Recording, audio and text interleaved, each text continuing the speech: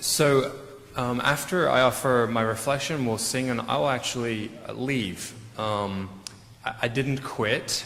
I unfortunately have to get straight to the airport.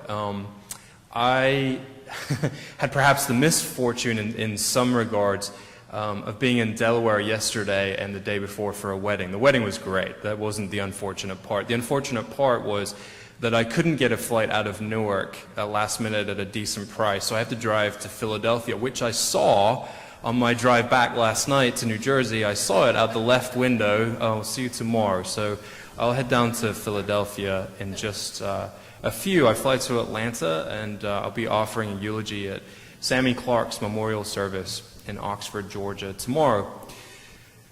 Sammy lived to be almost 84. My eulogy, I've been told, needs to be succinct. Betty Claire, Sammy's wife, does not want a 4-hour service. In fact, she has said 1 hour and maybe just a shade more. We have 5 people speaking. I have no idea how we could be done in an hour, but so I need to figure out what angle I'm going to employ in the eulogy, and I'm considering talking about Sammy's fearlessness.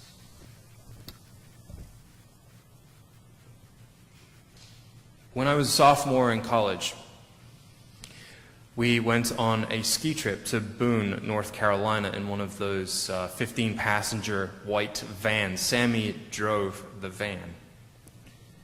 On our way home, the key somehow broke off in the ignition, and we couldn't get the van started. We called out a mechanic who got under the hood and was able to hotwire the van to get it going. So already the story involves the school chaplain and hotwiring a vehicle.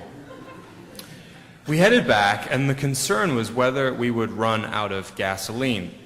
Now, I don't know why exactly Sammy thought it was a really good idea to drive crazy fast when your concern is gas, but he did, and we almost ran out. So we pulled into a gas station. Now, I understand that leaving the engine running while you're pumping gas is not terribly risky, but there are signs everywhere that you should not do that in case of a stray spark, right? So Sammy got out, and I got out with him, and he starts pumping the gas with the engine running, and I ask him, like, what do we do? This is crazy. This is crazy. It's really dangerous. There's signs everywhere that say that you shouldn't do this. And he just said, it's okay. I've done this before. And I went, when have you done this before? I never once saw that man afraid. His tolerance for pain was incredible. The mechanic once dropped the hydraulic lift in the shop on Sammy's foot with Sammy's car still on the lift. He turned to the mechanic and said, hey man, the lift's on my foot. Sammy suffered some bloody toes. The mechanic almost died from a heart attack. In 1953, he told a fellow white fraternity member that he'd much rather welcome an African American into their fraternity rather than be brothers with a bigot. This is Atlanta in 1953. Fraternities became multiracial at Emory from there on. Sammy was a man who had a very varied career. He was fearless in campaigning for civil rights in Savannah. Martin Luther King ate at his breakfast table.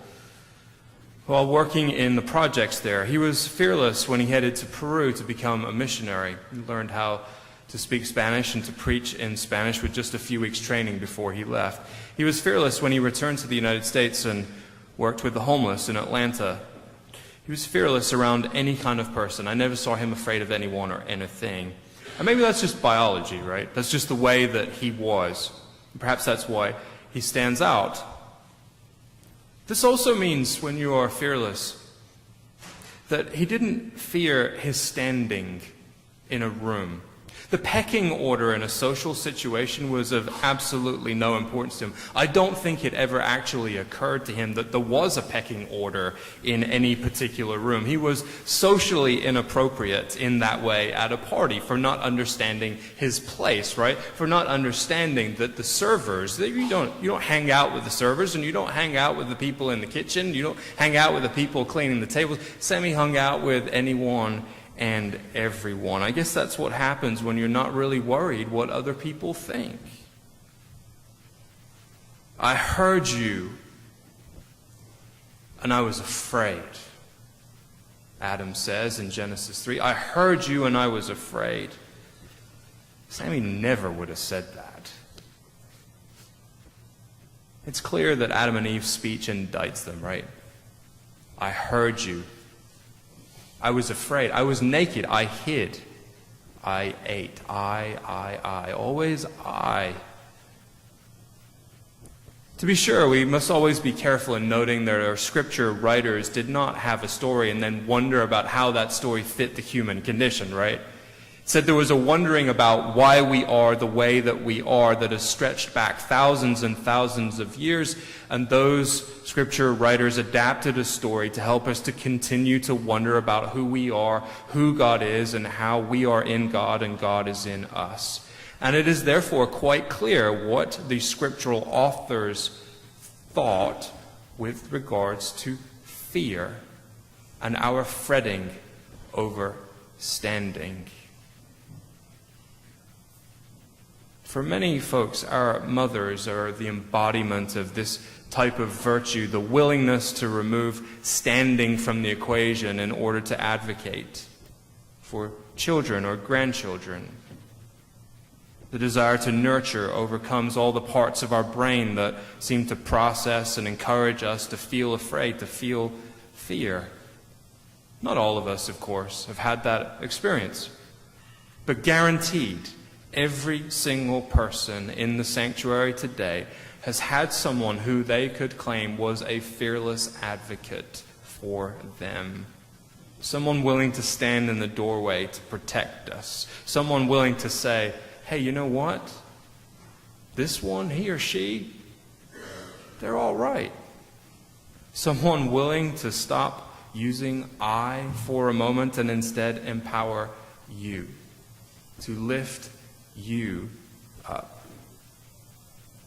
And the scripture teaches us, it's really quite clear, that when you aren't using I, and you are instead in some sort of harmony with your neighbor or your spouse or your parent or your child or your grandchild or your grandparent, that we're in Eden. We're home. We're hanging out with God, and everything's going to be okay. And it sure doesn't feel like it's that way a lot of times in this life. When we are a fearless advocate, or someone is being a fearless advocate for us, those times can be bumpy and rude and discouraging. But we are taught today that this is what happens when we're in Eden, when we're in home, when we're hanging out with God.